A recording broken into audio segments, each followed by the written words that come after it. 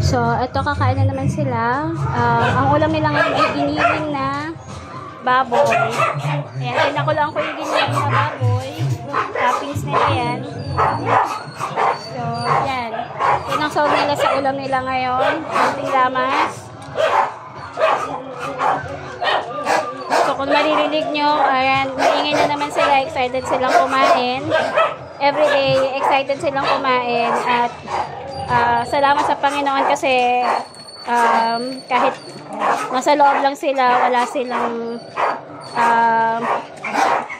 wala silang ibang sakit maliban doon sa may tumor na si Laila.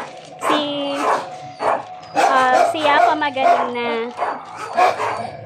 So si Laila na lang yung may sakit, pero karamihan or lahat sila okay naman. Si Laila nakaka-survive. Mas magana siyang kumain ngayon kasi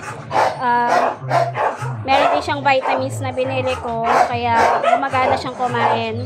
So, hindi ko lang masyadong nabibigyan kasi nga pahirapan magpainom ng gamot. Pero okay si Laila ngayon. So, ayan, magpapakain na tayo. At ayan, makulit na ang makulit na Yapa. Inaaway na naman yung iba. Ayan. Ayan, yan nagawain niya. Ang mangkinis.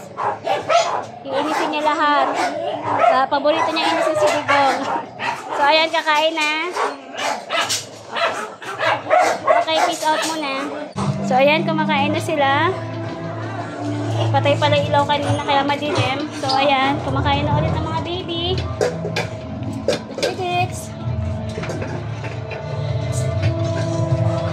So, ayan. Nagustuhan nila yung giniling na baboy. So, nilaga ko lang yun. So, ayan. Kain na, baby. Ubos mo na. Peace out.